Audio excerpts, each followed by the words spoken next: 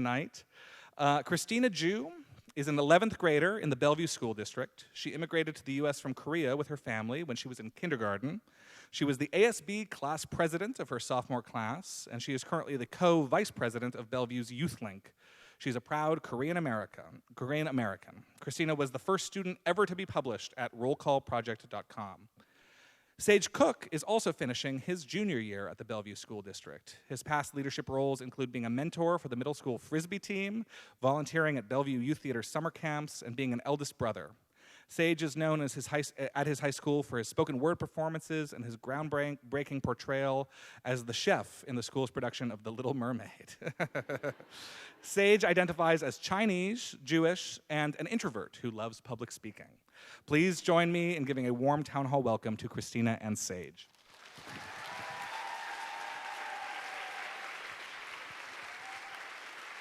Hi guys, welcome to Education So White. Thank you guys all for being here. I'm Sage, this is Kristina. Gosh, this is a big crowd.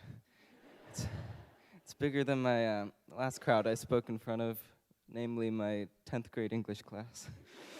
That's okay. So first off, we have the honor of introducing you all to our former teacher and good friend, Kristin Leong. Yeah, hi everyone. Edward said, I'm Kristina. I'm so excited to be here. And I just wanted to start off with an informal introduction of Miss Leong. When I first met her in 7th grade, I thought she looked kind of crazy. She had the winged eyeliner, piercing, skinny jean thing going on. She's definitely not my typical white old lady teacher that I usually have. But as I got to know her better, she became more than a teacher to me. She became a friend and a mentor, especially when I was her teacher advisor for her 6th grade class last year. Yeah, I've had a lot of experiences with Miss Leong too. I had her a couple years back in middle school, and we did poetry, we did public speaking, which is why I'm able to stand up here now, which is great. And now I'm gonna switch to the more formal introduction. Kristin Leong is one of the 30 TED innovative educators from around the world and is a Washington State Teacher Leader alumni. And her project, Half on Biracial Identity in America, was nominated for a USA Today Award. She is now Town Hall Seattle's Community Programs Curator. Roll Call is her TED Innovation Project. All right, and without further ado, we'd like to introduce Miss Leong to the stage.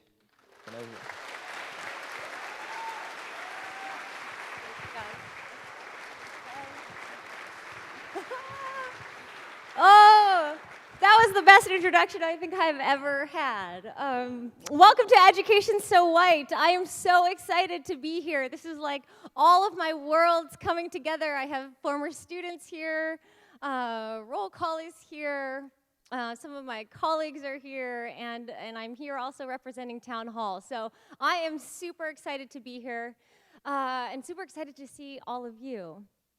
So our event is called Education So White, so we should probably start with some numbers.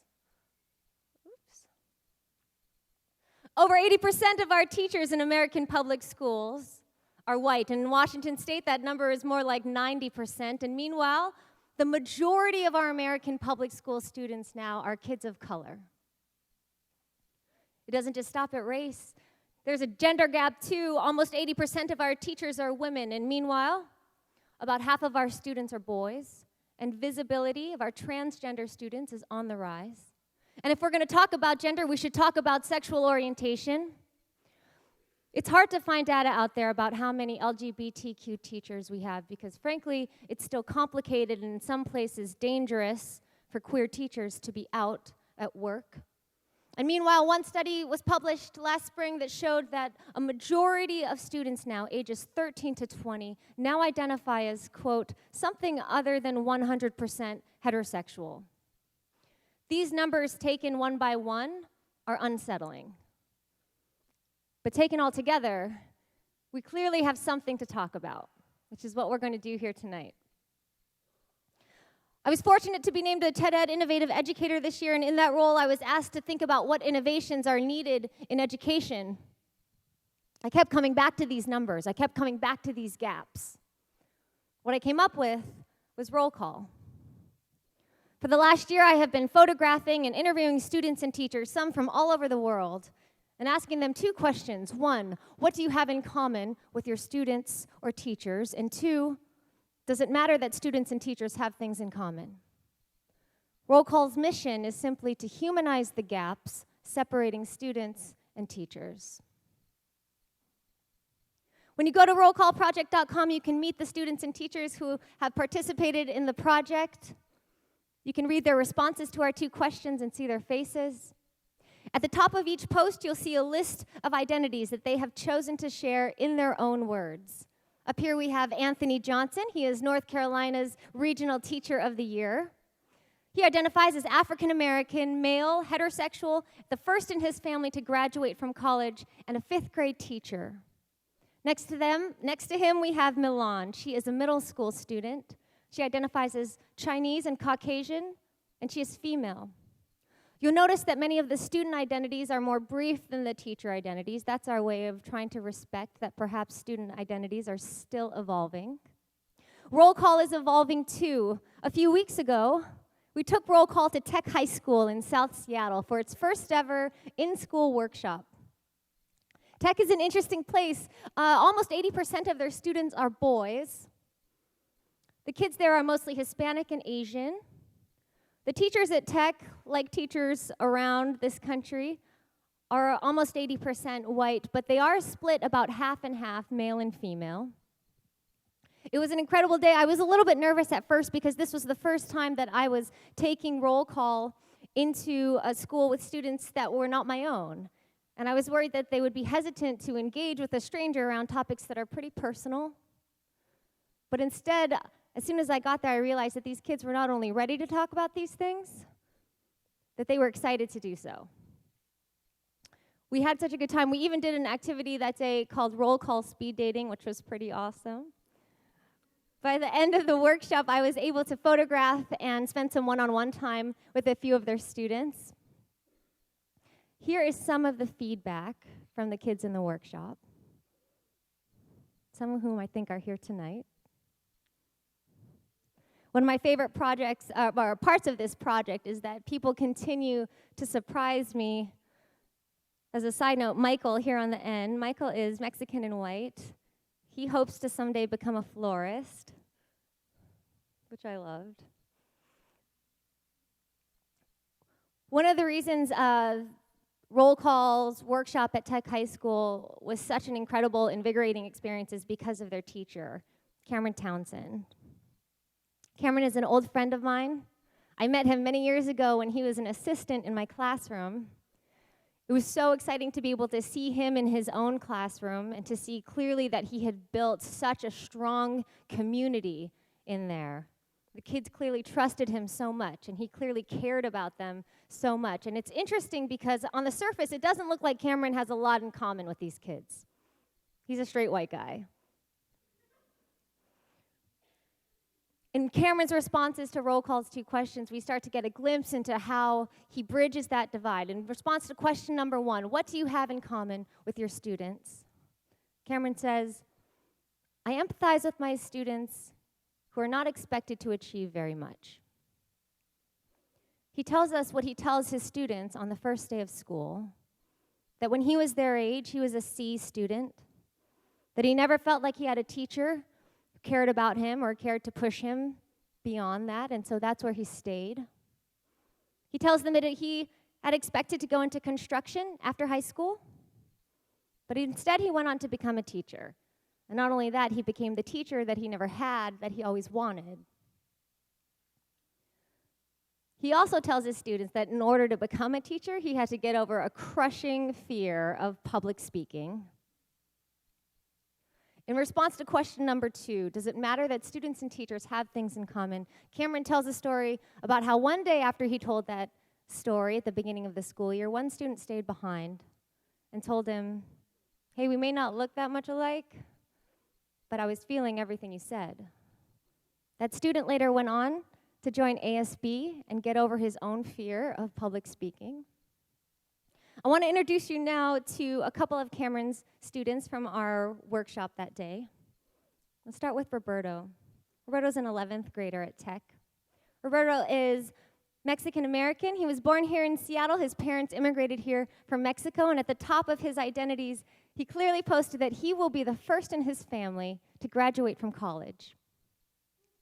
When asked what he has in common with his teachers, he said, almost nothing. He goes on to say that being Mexican-American is tough, and that teachers don't understand what it's like to come from an immigrant family, that they don't understand what it's like to work with your family and go home and take care of siblings and go to school at the same time. I learned more about Roberto's schedule. He goes to school all day, every day. Then he goes to work repairing cell phones. And then he goes to his parents' restaurant and works there until they close. And then he goes home and does homework and watches his sibling. And then he goes to sleep and does it all again the next day. He said he learned his work ethic from his parents.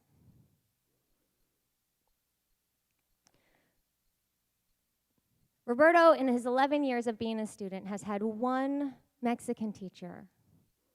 He said that he understood his struggles. He said they liked the same food, the same music. He said having a teacher that looked like him felt like a relief, made him feel like he wasn't so alone, that he wasn't outnumbered. Roberto couldn't be here tonight because he's working, but I hope that he can feel some of the energy in this room from us here at Town Hall. The next student I'd like to introduce you to today is Leah. She's here tonight. Hi, Leah, wherever you are. Leah's also an 11th grader at Tech. When asked what she has in common with her teacher, she points out that she has race and gender in common with most of her teachers. But then she goes on to explain that's not what connects her to them. When Leah was in middle school, her parents got divorced. When Leah was in 9th grade, her grandmother passed away, who she was living with at the time. Later that same year, her friend passed away when he was trying to save someone else from drowning. Leah has a close family member who struggles with drug addiction. He's been in and out of jail and in and out of her life. Leah says those stories, even though she might not have them in common with her teachers, are exactly what connected her to them. She says when things were hardest, it was her teachers who supported her. It was her teachers who looked after her.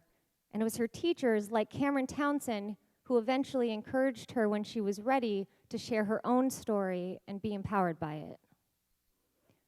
Leah said that she wanted to participate in roll call to show people that everybody has a story and that everybody needs someone, perhaps a teacher, to be able to count on. The last two students I want to introduce you to are actually our MCs tonight, Kristina and Sage, and they do not know that I am doing this, so this is their surprise for them, which is the least I can do after their introduction of me, right? Kristina and Sage, I met them both as 7th graders in my humanities class, and they both struck me when I first met them as quiet and shy. I'm so proud of them today. I am so proud to be sharing the stage with them today.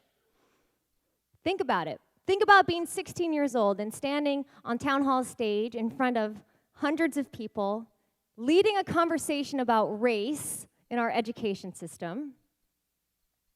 The kids, as I do this work, I realize that actually young people are probably more ready to have these conversations even than us. So really, I think Kristina and Sage are an example to all of us. It takes bravery to be up here, to be doing this work. It's going to take bravery from our panelists in a little bit. It takes bravery from Town Hall and the Seattle Times to be hosting conversations like this. It takes bravery from all of you in the audience to be joining for a conversation like this. I was asked recently in an interview if Education So White is targeting white teachers, and that is not what this is. Because here's the thing. We can critique the system without blaming individuals for it.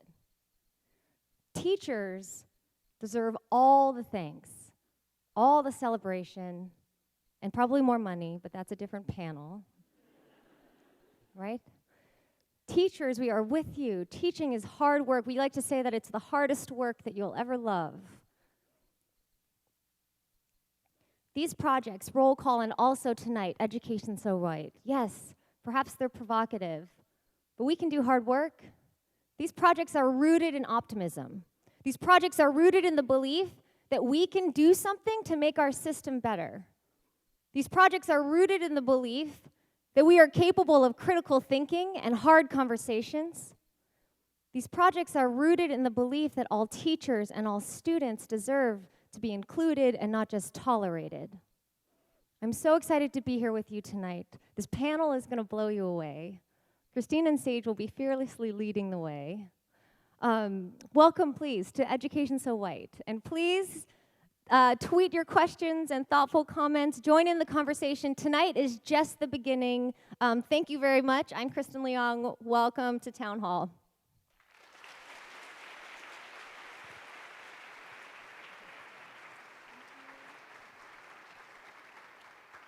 All right, thanks, Ms. Leong. We're going to be introducing our panel right now, and I guess we have a round of applause for our panel. Come on.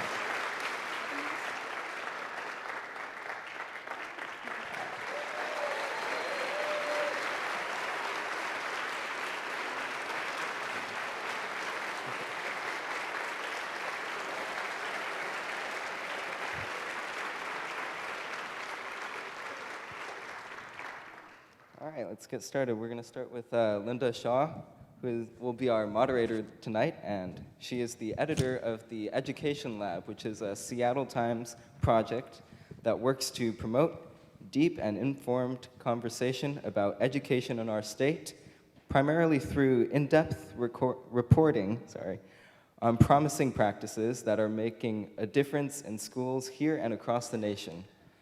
And the Education Lab seeks to nurture the discussion through social media, online chats, guest essays from students and others, and events like this one. You should definitely check out Education Lab if you haven't. It's a great program. Okay, and next up we have Saraswati Noel. Saraswati Noel is a Mentor Washington State teacher leader. She is also a math teacher at the Seattle World School, where she primarily serves immigrant and refugee students. In 2016, Saraswati won the Imagine Us Award for bold and visionary leadership in equity and justice from 21 Progress. And next we have Jesse Hagopian. Jesse is a history teacher and the Black Student Union advisor at Garfield High School. In 2013, he was named Secondary School Teacher of the Year. He is an editor for Rethinking Schools magazine and is also the editor of the book More Than a Score, The New Uprising Against High-Stakes Testing. Okay, and next up we have Joy Williamson-Lott.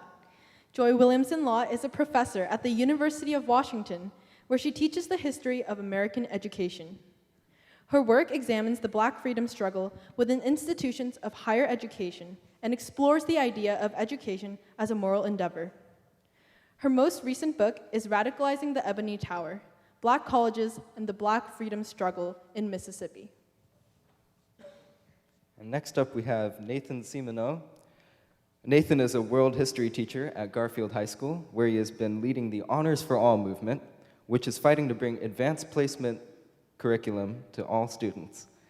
Access, equity, rigor, and intersectionality drive his teaching philosophy and practice. He has his bachelor's in history and English and his master's in teaching from the University of Washington. And our final panelist today will be Sharon Navas. Sharon is the co-founder and executive director of the Equity in Education Coalition. Previously, she was a community organizer with Stand for Children and executive director of Para los Niños. In 2010, she was appointed as commissioner for the Washington State Commission on Hispanic Affairs. Sharon is the first American-born child of immigrant parents from Guatemala and El Salvador. And can we have another round of applause for our panelists?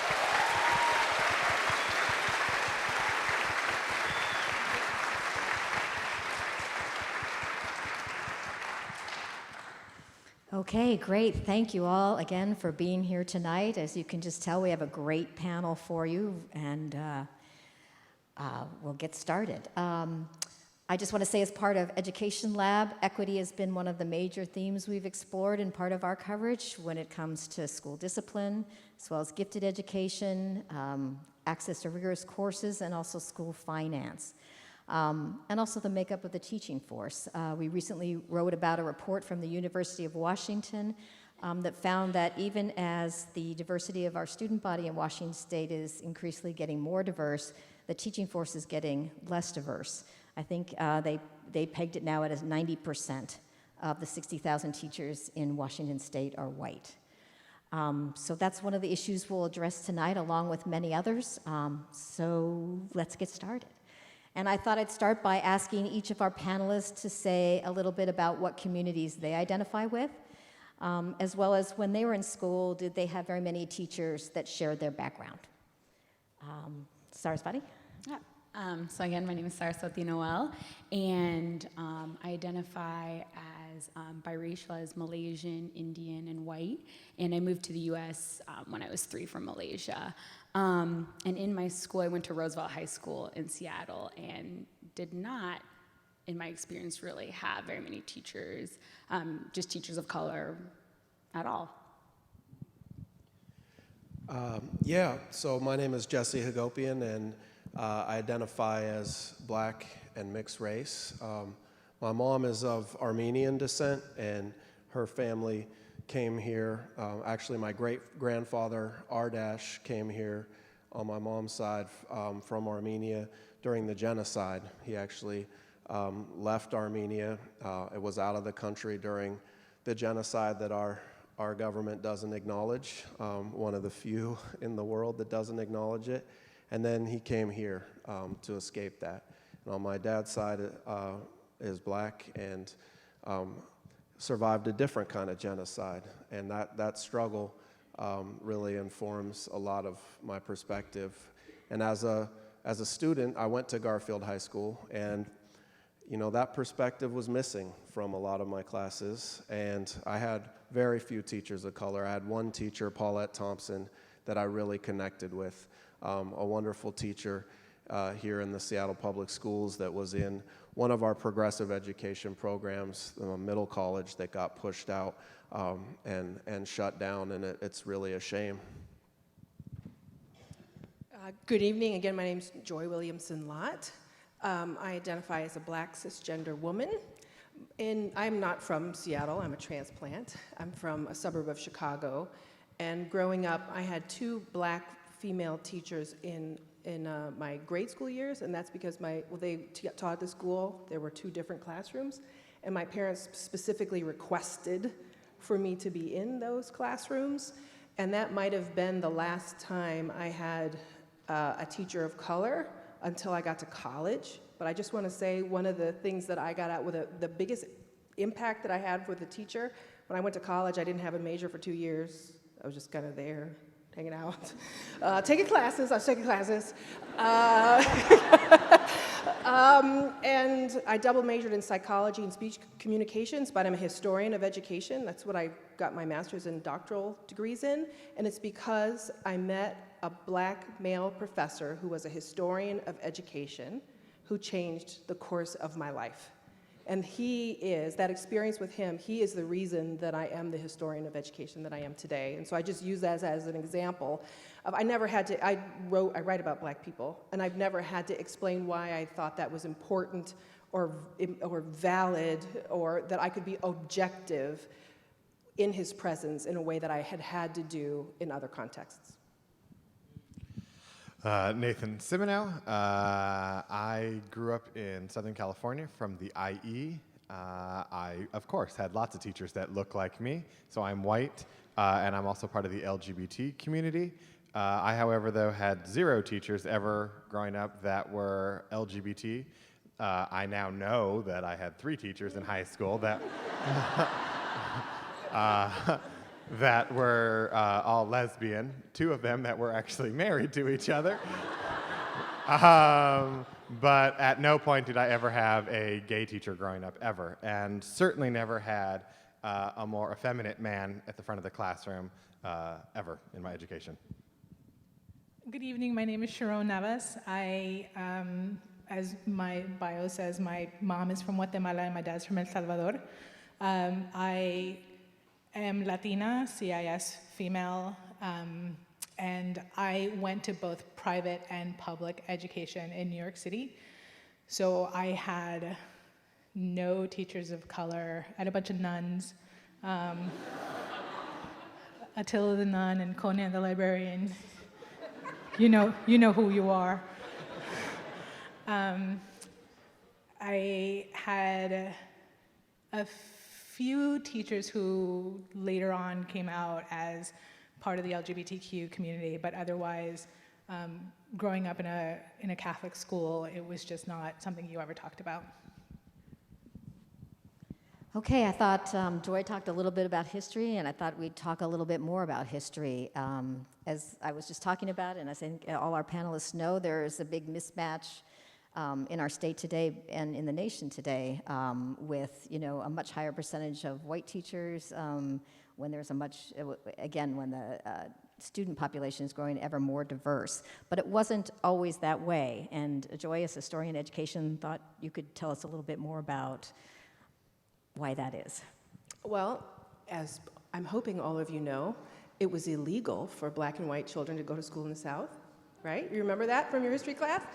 And so that necessitated black teachers for those schools. These were I'm talking particularly about public schools, public K through 12. And so there was a huge teaching force, a black teaching force in the South. There were black teacher professional organizations. There were all kinds of other kinds of professional development and systems and things in place that bound black teachers together to work towards different things to improve the quality of the curriculum, their own professional development. Many of them were highly educated. They had master's degrees, which wasn't a requirement, but white places wouldn't hire them, so they end up at black schools. And there were, I think what people usually think of when they think about segregated education in the South for blacks is that it was necessarily substandard, and that is not accurate. It is not an accurate depiction of the way black educational history was. There were some schools struggled, but there were other schools that had students, even in the late 19th century, that's like 1899, I think, around in there, where there was a school in Washington, D.C. There's a person in the audience here who's got a family member who had gone, your mother, had gone to Dunbar High School in Washington, D.C., and students there black students there had black teachers who had master's degrees. They outperformed local white students on standardized tests. They were performing incredibly well. So then the Brown versus Board of Education decision happens, and nothing turns on a dime. Mississippi didn't desegregate its schools until 1970. They said that was with all deliberate speed. 54 to 1970 or 55 to 1970. And what happens is that all of those black teachers, all of those black superintendents, all of those black principals, and janitorial staff, and everybody is fired. And so it's not that these black teachers found new jobs in these now quote unquote desegregated schools. They were out of work. And the teaching force has never recovered. So that's the South. But in the North, black teachers weren't being hired either, except in these local black communities. And so you have, because another thing I don't want you to leave you with is that racism only exists in the South. It exists everywhere. And so black teachers, there have been a variety of mechanisms that have been used to keep black teachers out of the profession, to create, it can be incredibly hostile space for teachers of color, not just black teachers. But the point is that now the teaching force looks a particular way, but that's been, if not part of some grand conspiracy, somewhat intentional in the way that it's happened. But I think people just assume that black people aren't attracted to teaching. They were. But I think for a lot of kids of color, not just black kids now, probably the thought of aspiring to be a teacher makes no sense because they see their teachers as, I see kids in the audience, as nobody they want to aspire to be like. And so why would you want to become that? It's another reason that I think that again, this is kind of intentional, it's semi-intentional, it's consequential. So my point is that there's a history as well as a present that helps to keep the number of teachers of color low. What do some of the other of you think about that? Agree, disagree, add on? I just wanted to add on real quick. I appreciate you sharing that history. And one of the things that I'm most inspired by is Mamie Till, Emmett Till's mom, who was a teacher in Chicago, a black woman who transformed the United States by having an open casket for her son who was lynched in the South. But what people don't usually know about Mamie Till is, as a teacher in Chicago, she didn't just do that one watershed moment that showed people the brutality of this country against black children, but she also was a teacher that fought against the discrimination of black teachers in Chicago. So they used to give teachers an oral exam, and if they had a black dialect, that was a way that they kept them from having a full-time job. And instead they would give them substitute jobs, and they would be on part-time salary without benefits, et cetera. And just to say that racism isn't a Southern thing, right? And that it's been something we've had to fight the entire history of this country, and we're in the struggle again today in many different ways. And just to say about what's happening to the black teaching force that has historically been a place for at least some upward mobility for black communities that have faced an intense amount of institutional racism. But those teaching cores are being destroyed. And actually, if you haven't read the story in Mother Jones that came out a few months ago about the disappearance of black teachers, you should check that out. It shows that we've lost 26,000 black teachers in the last 8 years in the United States. So it's not just that we aren't recruiting more teachers into a diverse teaching corps, it's that we're actually wiping them off the map by the tens of thousands. And why and how is this happening? Well, I believe that this whole debate around education reform, we have the richest people the world has ever known, right, using their wealth to implement reforms that have nothing to do with actually improving education. So we get all this talk about more high-stakes testing. The agenda by the richest people in the world is put more high-stakes tests, bring in common core state standards, and privatize education with charter schools. And those very reforms have a large role to play in pushing out black teachers all over the country. So in New Orleans, where they moved to 100% charter school, right? Now you push out the union that was protecting a lot of those black teaching jobs, and you bring in Teach for America, and that actually has brought in a whole lot more white teachers. And the similar process is played out in Chicago and Philadelphia. And I think we have to actually stand against the corporate education reform agenda for an equity agenda.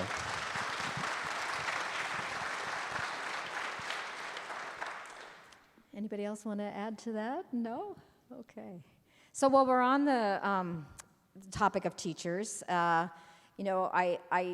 think many of you agree that it's important that we have a more diverse teaching force. And I was wondering if I could again ask you to share some of your own personal experiences to help us understand why that's so important, or why you think that's so important, if you think it's important.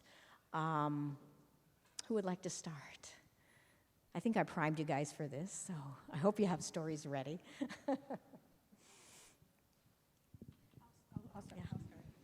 I'll start. When I went to school, I have just a little bit of context. My parents migrated to this country. My dad migrated because of the Civil War in El Salvador, and my mom was sent here to help the family back home. So her job was to come here, get a job, and send money back home. And for my parents, they wanted to instill the values of the Latino culture in me while I was growing up. And But at the same time, I grew up in America where, you go to prom, you go to college, it's just a very different mindset. And I didn't have someone in school to help me navigate how to have both of those conversations at the same time. Like, I didn't have someone in school to help me navigate how to really explain to my parents what the SAT was or the PSAT was, or why AP classes were really important, or the culture of going to college, because I did go to a private school, but I'm what people would call the privileged poor, because my parents both worked 20-hour days to send me to private school. They had bought a house in a really, really crappy neighborhood in New York. And my one option to go to public school was to go to the 5th lowest performing school in New York State. So to go to that and then have this aspiration from the people that my mom was working for as a housekeeper that, I have to go to college and that's just the way it is. I didn't have anybody as a teacher, as a mentor, as an adult, to really help me navigate how to have that conversation, and also how to navigate being Latina in America. I had to explain to my friends what a quinceañera was, and why I had such a huge dress, and and the birthday cake was 8 feet tall, and a DJ and a mariachi and all that other stuff. They didn't understand what was all of this, and they thought I was getting married, and it was just really weird. But at the same time, I also had to explain to them, I can't go out till 2 or 3 in the morning on a Tuesday because I had a curfew, and this was college. I still go home. I'm 42 years old. I go home. My fiance's in the audience. He'll tell you. We go home. My mother's like, "You'll be home by 10." I'm like, "Well, I'm getting married." She's like, "I don't care. You're in my house." But I didn't have anybody that looked like me and could explain to my parents what education was in this country. And no one explained to my parents that in this country, parents are engaged, and parents are assumed to be engaged. And if you're a parent in this country and you're not engaged, you're a bad parent. And no one explained that to my mom, who was working she would clean 2 houses from 7 a.m. to 1 p.m., take a nap from 1:30 to 2:30, and then do the graveyard shift from 3 p.m. to 11 p.m. at the hospital, and then come home and sleep from 11:30 to 6 and be up to get my dad to go to work. To her, that was as engaged as she could be.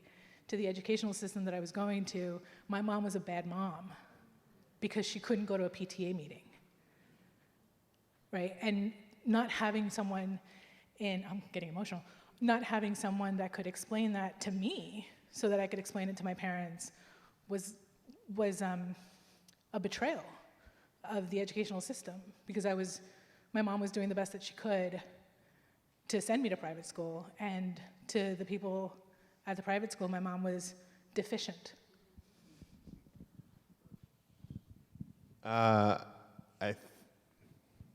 As our country is incredibly diverse, I don't see how you could argue that the teaching force shouldn't be equally diverse. If you're a white person in the audience, we don't understand what it's like to go through education and necessarily never see someone at the front of the room who speaks, who acts, who has the same manners as your parents, and what that means for a young person to never have essentially their parent up at the front of the classroom for them is incredibly difficult. I guess if you're in the audience and you want to hide behind your whiteness, and you want to be like, oh, but it's not that important, that people, it should just be great teachers is what matters. Okay. Think of it, so if we must hide behind whiteness, think of it as if you're getting 90% of your teachers are coming from one column, you're not getting the best and the brightest because you're going really deep down that column. to have to hire that 90%.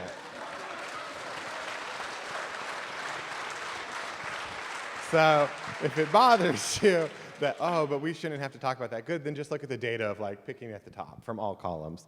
But I can speak from as an LGBT person, what it would have been like for me to have a teacher in the front of the classroom who, I mean, it would have changed my life for me to know that it's okay to be effeminate, that I have a future in the world, that I exist, that there is space for me, that I'm valued, and that not just that I'm valued, but that I also can succeed.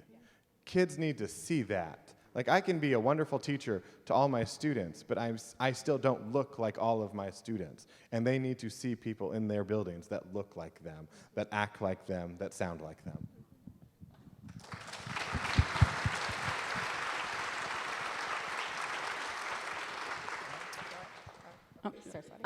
Some of the things I'm thinking about in my own educational experiences was, especially when I was in elementary school and was learning English, the teacher wanted to put me in special education, and my father had to challenge that, and especially as being a new immigrant to this country, he was struggling in finding the support that he needed to challenge it. And so luckily, I wasn't put in, because that would, I think, could have affected my educational outcomes, and I ended up, doing really well in college, especially in math, which is what they were also concerned about, and I'm a math teacher now. But one of the things that I missed, besides just having, I really wanted teachers of color, and I also really wanted critical educators of color, specifically in math, that could show me ways to use math to challenge injustices, because the only thing I really learned about was cookies, how many cookies do you got? And I really don't care, I'm sorry. But I really wanted to see how can you use that to challenge the water poisoning that happens, and that's still happening in Flint. How can you use exponential equations to look at how we are, with mass incarceration, or what is happening with just the deportations that's happening in this country. And there's ways that you can do math to do that, and that was never really shown to me. And also, or even recognizing the contribution of my people. Indians, we did a lot with math, we really did. But y'all don't know that. So I just think I wanted educators of color, and I wanted educators of color that were critically using my education and teaching me ways to challenge the injustices that are faced by my community.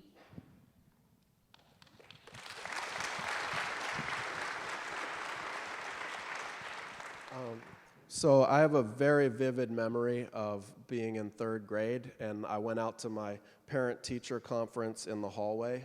The table was set up, and we had the little kid chairs, and I was comfortable in mine, but my mom and my teacher were squeezed into theirs. And I was very, very nervous about this meeting because only a couple days earlier, I had climbed up the vent in the room. There was this huge vent, and you could get halfway up it. And I hid up there so that I could let kids in during lunch and we could play in the room. And it wasn't a good look. And so I was really nervous about this meeting. And thankfully, the teacher didn't raise that there. She raised a bigger issue, which was that I was dramatically behind in reading. And she brought out my standardized test scores and put them on the table. And that image is seared into my memory. I knew from that moment in third grade until about halfway through college that I wasn't intelligent. I had the proof for you. I could prove it to you because I could show you my scores and tell you that I wasn't very valuable intellectually at all. And I had a lot of shame and deep humiliation, and I didn't want to take any advanced classes at Garfield. School was humiliating and a constant struggle. I had almost no teachers of color. Anytime I made a mistake in class, I assumed that it spoke for everyone that looked like me, and it was an incredible burden to bear. And it wasn't until about halfway through college that I found that you could actually understand race, and that it was created at a certain point in order to hold people down, and that we could actually challenge it. And there was purpose to education to help us fix some of these problems that I began to change and to see a value in education. And what I've tried to do is give that to students. And when I see them organizing, after Michael Brown was killed in Ferguson, the Black Student Union at Garfield led a mass walkout on the precinct and demanded justice, right? After Donald Trump was elected this year, students in the Black Student Union and many of the other student groups led a mass walkout at Garfield, and all over the city, students led walkouts, and over 10,000 students. And when I see those kind of actions, I know that my work as a teacher of color, as a Black educator, can be very powerful and important to helping to transform public education.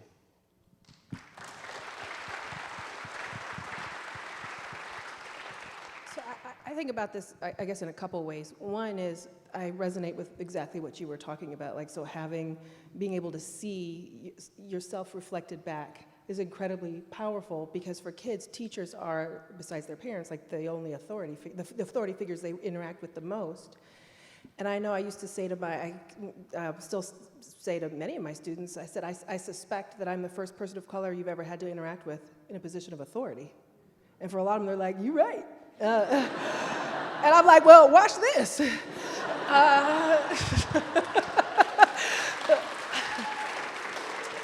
But I think it's important for students of color, it's important for all of our students, right, to see different ways of what authority, what leadership looks like. So that's one of the ways I think about it. Another way that I think about it is now that I work in a college of education and I have children, I care very deeply and intimately about the kind of education future teachers receive when they're learning, and about the professional development they will get after. Because I don't believe that you can learn everything you need to learn, whether it's about your subject matter or anything else, in that 5 quarters or whatever it is. And for me, I'm more interested in that the social justice curriculum. Like, you're not going to take a class on social justice usually. I mean, you might, but probably not. But I want teachers who are equipped to talk about racism, sexism, homophobia, colonialism, imperialism. So when things come up in their classrooms, when a student says something to another student that you know is way off, the teacher doesn't say, oh, I don't really feel comfortable about talking about this, and they allow it to happen, because they're afraid to say something. So I totally believe that more teachers of color are necessary. One, because they diversify teacher education programs and force all the rest of the people to talk differently in the teacher ed program. Then they're going to force their staffs to talk differently in a way that they might have. They're not going to let things continue to go down the way that it's been going down. Trying to do honors for all. That's incredibly important, getting people on board with that. There are all kinds of allies, and so diversifying the teaching force is just one mechanism to instill, my point is, to instilling more and more change throughout the system, and then eventually into the principal ranks. That's another place that's incredibly important. Superintendency. Well, thank you. That was a great segue to the next question, which was, as we were preparing for this panel, we talked about the fact that, yes, it's very important to diversify the teacher workforce, but Education So White is about a lot more than that. It's about the curriculum. It's about policies. It's about finance. What about those things? What changes would you like to see in those areas? Because it's not just about who's at the front of the classroom. Sharon, do you want to start on that one? All righty. So I'm not going to tackle all of that because I don't have that much time. Okay, one example.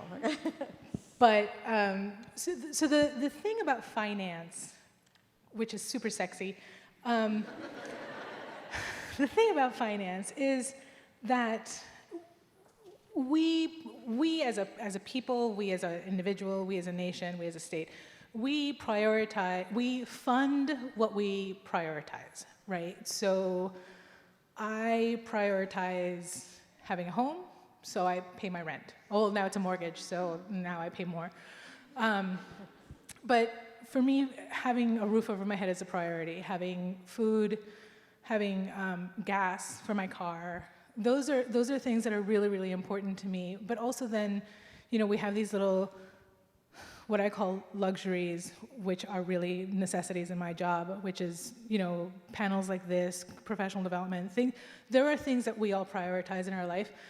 The state does not prioritize educating Black and brown kids because it does not fund educating Black and brown kids. The state pays almost 3 times the amount of money to incarcerate Black and brown children than it does to educate Black and brown children. The state, the educational system, the Office of the Superintendent of Public Instruction, they have allowed a system that perpetuates kicking 3- and 4-year-olds out of preschool for behaviors and actions that are developmentally on target for their age. So we're kicking kids out for laughing too loud, for being rambunctious, and for just being kids. But we're kicking out Black and brown kids. We're not kicking out white kids. And we're doing that more and more throughout the K-12 system. And we know that the state has to pay for educators, and we need to value the cost of an educator. Like, paying $45,000 a year for one teacher in Seattle is ridiculous. We need to pay, we just need to pay more, and that just needs to happen. But, and I'm just gonna do that, so here we are. But the reality is that the way that this state funds education, they knowingly perpetuate inequity. And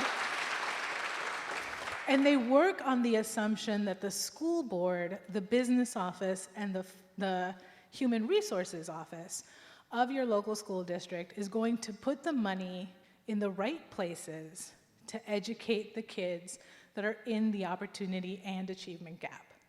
And that's a huge assumption, because we know that most of those people are white.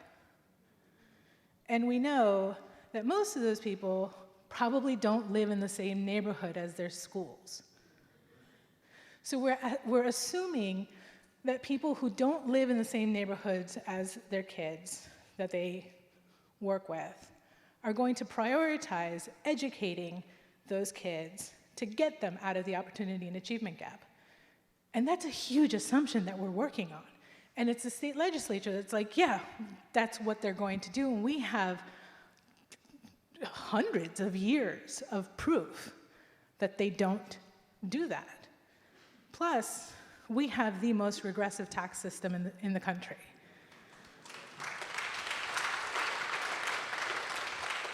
So if a huge aeronautical company were to pay its taxes,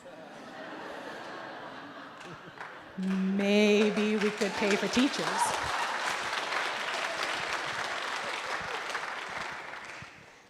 Boy, time is going really fast. I just got the 5-minute warning that we gotta move, so I want you guys each to have a chance to say something quickly on this subject, and then we'll have like a quick lightning round. One thing you think would be important to improve that schools or anybody else, school districts or anybody else could do today to better support students of color. But if you want to add on to...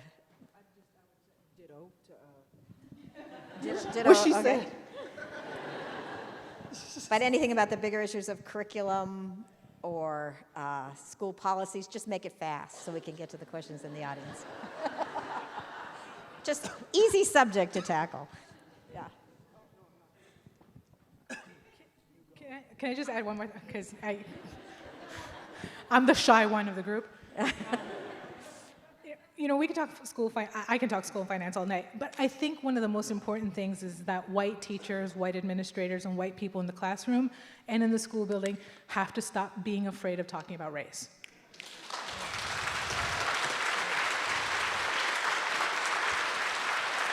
It is no longer fair for the few teachers of color to be put on the racial equity teams and try to solve racism. It's no longer okay for the one or two teachers that are part of the LGBTQ community to end sexism and oppression. Like, it's not okay anymore. That was not a system that we created. It is a system that white people created, and they have to be a part of that conversation.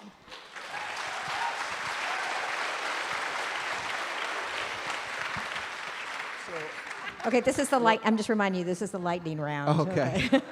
I'll try to okay, so on this big question, I mean, one of the things we tried to do to engage the entire Seattle School District in a discussion about race and equity was Black Lives Matter at School Day. And we pushed an initiative in the Seattle Public Schools to ask teachers to wear this shirt. It says, Black Lives Matter, we stand together, and then I put a motion forward in our caucus that we add the hashtag Say Her Name to talk about violence against women as well to the shirt, and many hundreds of teachers wore the one with this. And so when we did that initiative, we had 3 points that we wanted to get across with how we could advance an agenda of Black Lives Matter in our school. Number 1 was restorative justice instead of zero-tolerance discipline. Right? We know the Seattle Public Schools suspend black students at 4 times the rate of white students for the very same infractions. We wanted to push detracking, and that's something I hope Nathan will get a chance to talk more about. He's had incredible leadership at Garfield with detracking so that we can get students of color in the more advanced classes, right? And absolutely. And we also believe very deeply in the need for ethnic studies programs, and that, right? That all students should get to learn about the cultural diversity that exists in Seattle, in our country. And I would add that we should add gender studies programs and learn about sexuality and women's liberation as well. Okay. Who's next? Nathan? Joy? No, I mean, you can do your lightning round. Oh, yours is the ditto. Okay. Nathan, do you want to add something? Is this the lightning round one? This is the lightning round, man. Oh, goodness, so much to say. I think it would, so teaching is a political act, and I tell my students that. Talk to your young people in your families. Talk to people in your neighborhood about how if you want to vilify a teacher who wants to talk about race in the classroom, or who wants to bring up homophobia or bring up social justice, yes, that teacher has a political stance in the classroom, as does the teacher who doesn't bring it up in the classroom. Silence in the classroom is a political stance. And I think we, especially white people, are very uncomfortable acknowledging that. And I think that is a huge step, especially white people in America can acknowledge, is that silence is political statement. I'm sorry, can I add real quick? I forgot to say that I was amazed that 3,000 teachers wore this shirt in the Seattle Public Schools, and that there are many teachers of all backgrounds that are interested in having this conversation, and we need to fund the professional development, right, and make the space by getting these high-stakes tests out of the way so we can talk about what really matters in education, how to empower our kids, right? So it's clear to me that many teachers want to have this conversation, but they need help, and it's time we reprioritize our funding towards the things we know our kids need. Yeah, I really agree with a lot of what you're saying, and especially what hit home was that teaching's not neutral. And how we have sometimes like just gone after teachers for brainwashing is what they say, or things like that, but it is a political act, and that silence really says a lot. And then specifically with what you're choosing in terms of curriculum, we need critical curriculum, we need curriculum that really prioritizes and centers community and ancestral and indigenous knowledge.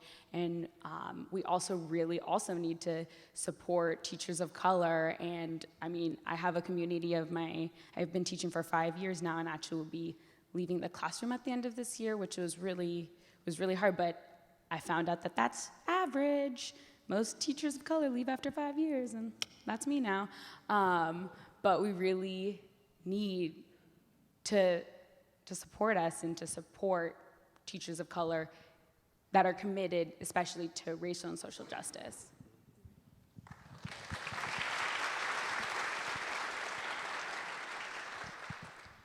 Okay, now it's your turn. People with questions can line up at the microphones, which I think are on both sides of the room. Is that correct? Yeah? Do I see anybody out there?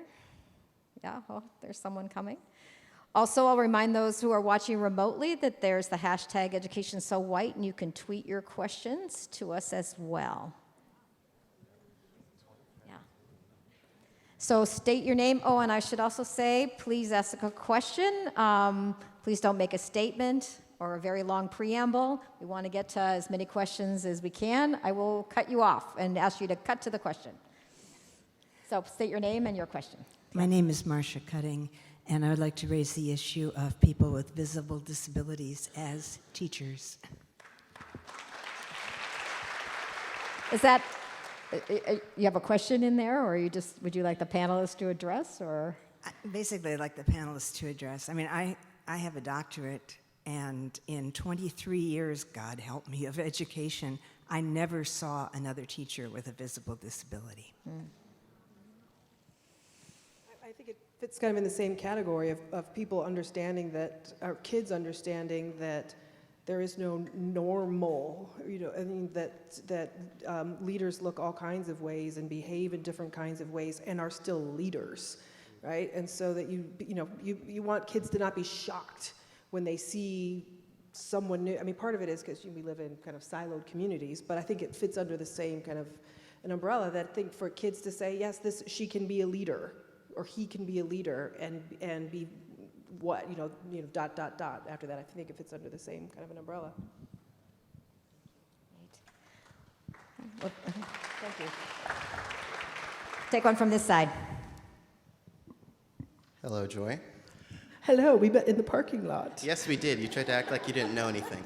Now we know each other. Where's your mom? She's right over there. Anyway, so I currently live a little bit further north than I'm assuming most of you do. I live on Camino Island. And out there, it's a much more closed-minded community. It's not very open to LGBTQ, and I'm pretty sure there's about 24 black people out there. There's like 24 of us. We don't have a group email or anything. Anyway, so I go to a smaller school, Lincoln Hill High School, which has about 140 students, which shares the same campus with another school who has, I believe, 2,000 to 3,000 students. In my smaller school, we have a more tight-knit community, which does have more white teachers, and there are literally no colored teachers there whatsoever. And I'm happy that you guys opened our eyes to this, because I'm pretty sure not 100% of us were we didn't have a stronger focus on this as much as we should have, and thank you for bringing our eyes to that, first of all. Do you think that smaller schools are more important for the development of youth in creating a stronger community so that students feel more supported when they're growing towards their goals and aspirations? Great. Who'd like to take that one? Small schools.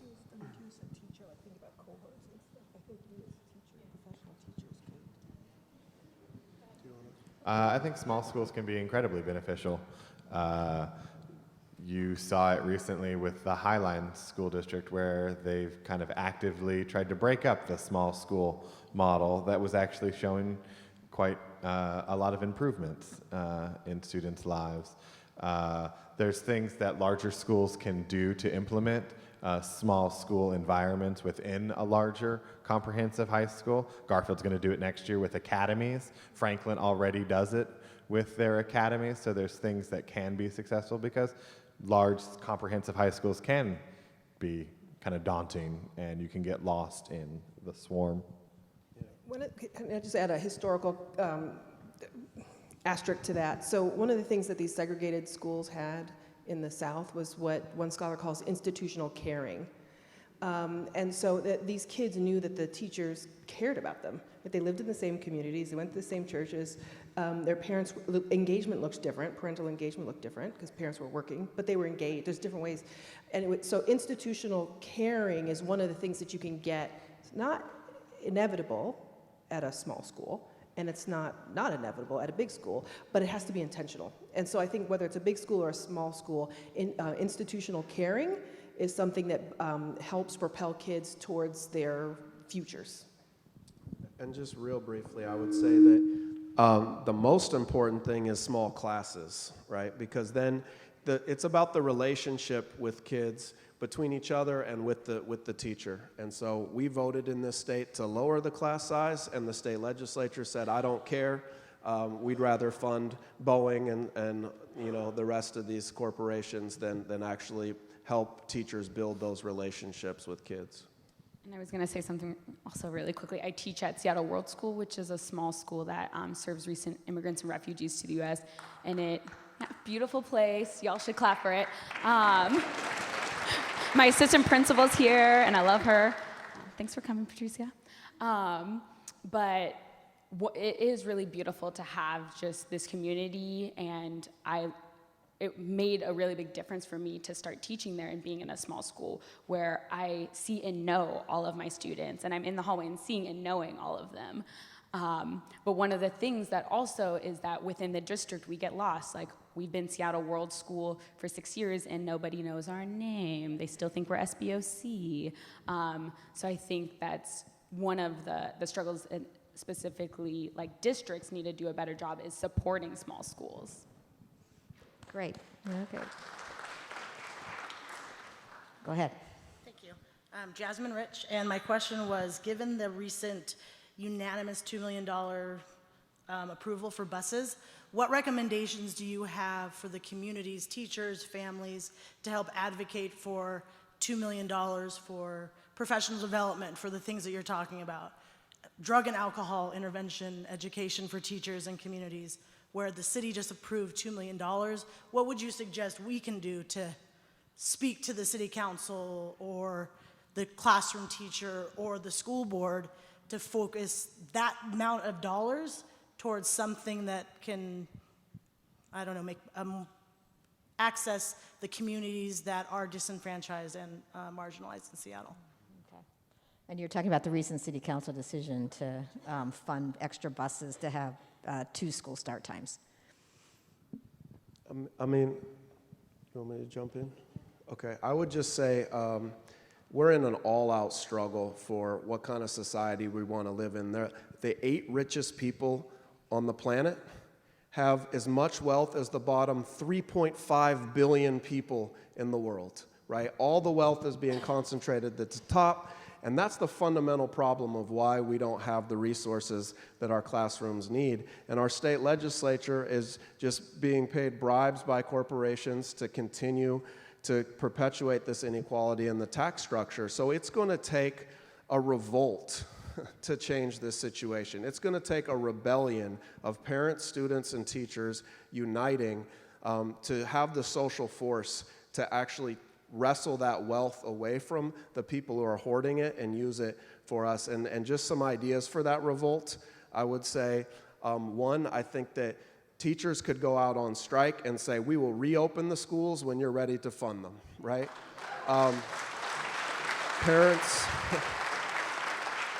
Parents and PTAs could make the same claim, right? And have a parent strike and say, we will send our kids back to school when you're ready to honor them. And lastly, I would just say that one thing I tried in 2011 was I went down to, before McCleary was passed, it was in a lower court that said that there wasn't enough funding, and I went and attempted a citizen's arrest of the state legislature. I mean, maybe we could go do that en masse this time. I ended up in jail. The officer didn't have the same interpretation of the law as I did. But we need to do something, right, to build this rebellion for the wealth that exists in our state.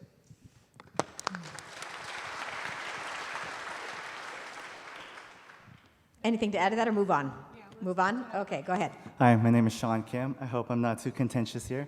I am a Washington Teach for America alum, and I now teach at a charter school back home in Houston, Texas. Just want to say in my small town in Wapato, Washington, the staff was 90% white, despite the student body on Yakima Indian Reservation being 70% Latino, 20% Native American. But back home at my charter school in Houston, we are incredibly diverse. To give you a small sample size, in my 7th grade team, there were 6 black teachers, 1 white, 1 Asian, and 1 Hispanic teacher. So I guess my question might be, just to push back a little bit, how might, let me say, successful charter schools aren't going anywhere anytime soon in places like Houston. How might charter schools, traditional public schools, private schools, work hand in hand alongside each other to combat this issue that we've been talking about tonight, that education is so white?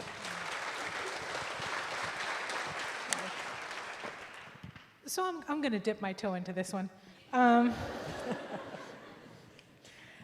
You know, having lived in various different states, this state is the only one where I've seen families torn apart with the charter versus non-charter school situation. Like, it was crazy here when the vote happened, and there was like families not talking to each other, and like divorces were happening. It was just nuts. It is nuts. At the end of the day, the charter school versus non-charter school situation is an adult problem around a child-centric issue, right? It's adults not being able to talk to other adults, focusing on what's good for kids. And I say that because every child is an individual learning being. And not every child is going to learn in the same exact box in which we're trying to put them in. Right? So I was privileged that I was sent to a private school. If the vitriol around charter school versus non-charter school had happened back then, I probably would not have been sent to a private school. I would have been sent to this god-awful public school, and I don't know where my life would be. I don't know where my life would be. But I think if we're a huge nation of choice, and only in the public education realm is choice a bad thing. And we have to be able to give our parents a choice, but the choice should be between a really good neighborhood school or a really good charter school or a really good private school. It shouldn't be a crappy public school to a somewhat crappy okay charter school to a private school that they can't afford. Like, every school should be an excellent school no matter where you live.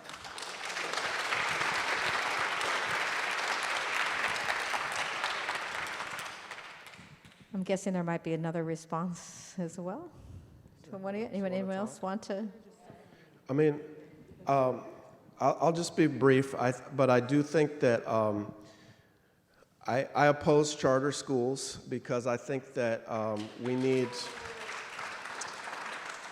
I think that the democratic governance of the public system is worth fighting for to maintain, and the private boards that run charter schools are outside of the public domain of the elected school board, and I think that's a fundamental problem with democracy. I also look at some of the recent studies that come out that show charter schools actually push out students of color at higher rates than the public schools, and that troubles me. So.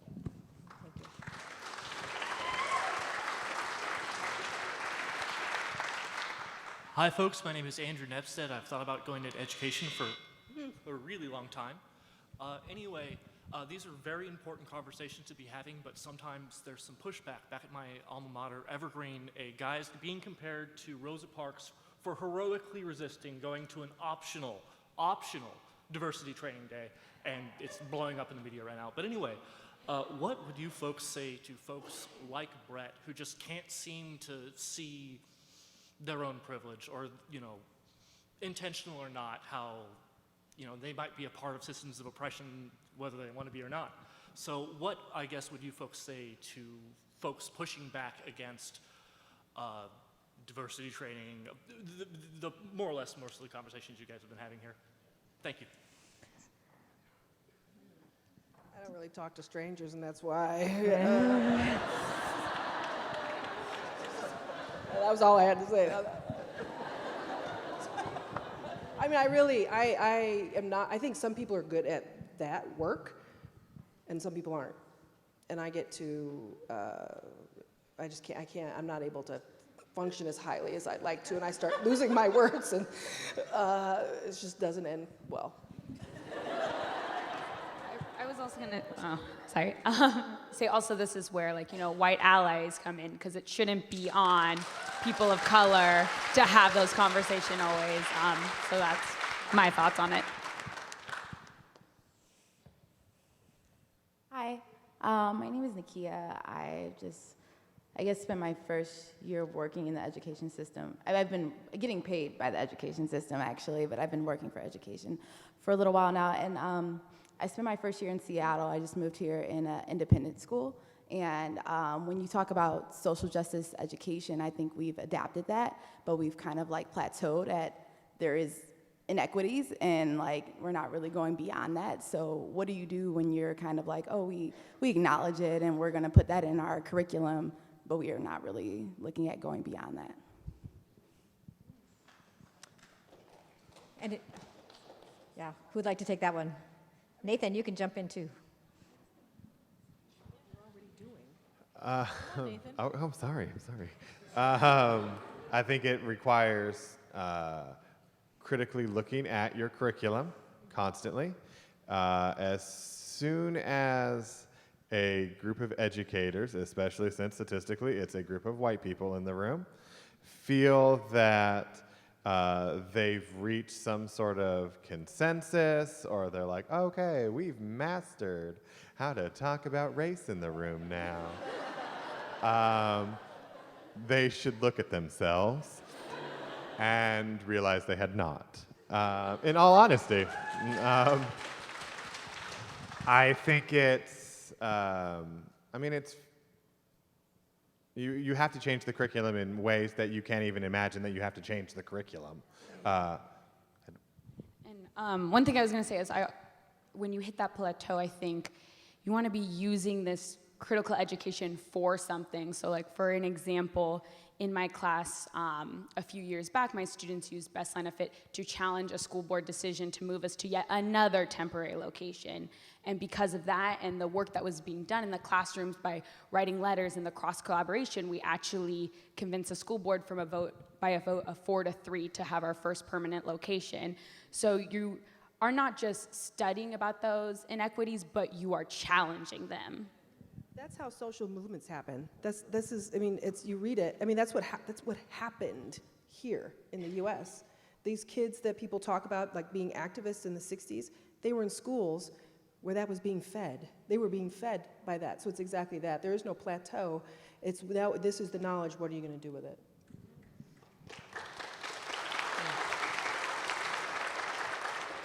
Oh boy, here we go. I've been teaching for 10 years. I'm a former journalist. This has been an eye-opening experience for me to go from journalism to government cable television to deciding I'm going to be a teacher after being a foster parent and seeing what was going on. A ninth grader did not have any multiplication tables in her head. What's going on with this? I decided to go get that master's and become a teacher and go to this school district, and oh my God, what an awakening these last 10 years have been for me.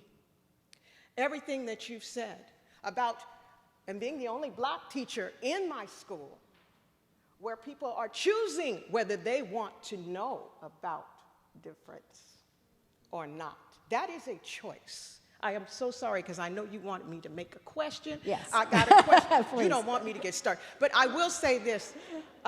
What I'm seeing, especially after having the social services background, and what I'm seeing, I do home visits. We don't do home visits, I was told. How else are you going to find out what's going on in the kindergarten? Child sitting there, she's not talking. You got to go see what's going on at home. Hoarding. So, and your question is? And the question is, do you see the idea of mentoring? If every child, because we haven't got time for these babies to wait for another group of educators to come along that are ready, culturally relevant educators who might know more than one language, English, and who are comfortable being in environments where they are different from others. What about mentors for every child at risk? What about a mentor for every child to follow with that child?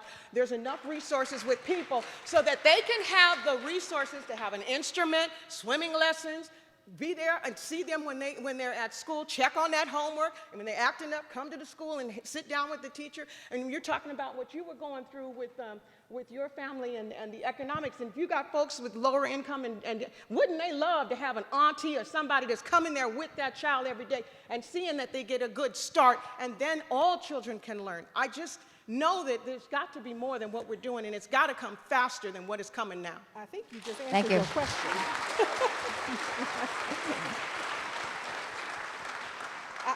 I think she just answered her own question. Yeah, I think she did. So that's a yes. That's a yes. Like, got it. Okay, I think we have, how much more time do we have? Roughly about 2 minutes? Okay, time for one more question. I'm a sophomore at Garfield High School, and I know that I'm able to go to school wearing a shirt. I'm able to engage in discussions with my classmates and teachers, and I can like walk out. But how do I directly engage with the political structures that that cause these kinds of things?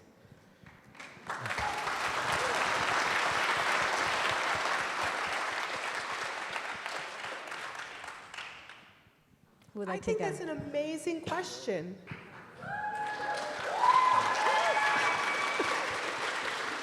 You know, it's a great reminder that citizenship is more than voting. You know, so you might not be old enough to vote, but that doesn't mean you can't be an active member of this community, right? You know, I suspect that you're probably already doing things, if this is already on your mind, whether it's through different groups on your campus, like at Garfield, becoming allied with different teachers.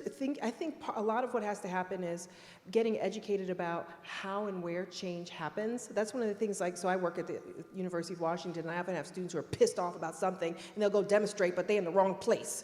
Like, that's not where the decision happens. You need to be protesting over there. But they don't know.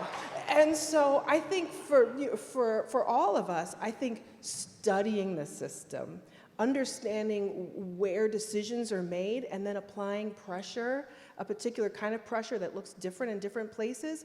Being strategic is basically what I'm talking about. And there are all kinds of ways that high school kids can participate in that and learn. And it's going to help you now, and it'll help feed your critical thinking skills and plotting and planning strategies as you grow into an adult. I think it's amazing that this is on your radar, and an amazing question.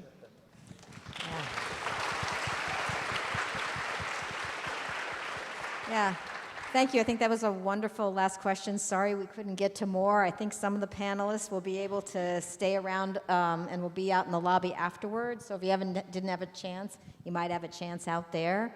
So once again, please give a big round of applause to all of our panelists tonight.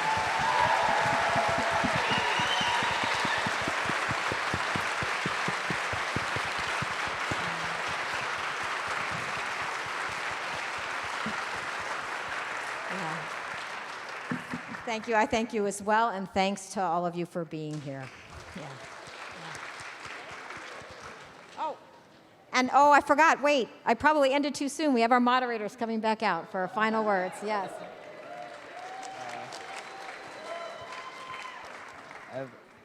I've never heard any of this before, and man, I had no idea how amazing this night was going to be. So I hope you guys had a fun time. Thanks for coming to Education So White. One last thing. Yes, one last thing. The resource fair out in the lobby is going to be up for another half an hour, so please go check that out. I think some of the panelists will be out there. I'll be out there. Sage will be out there. Miss Leong will be out there. And we hope you guys enjoyed this event as much as I did. Thank you so much for coming.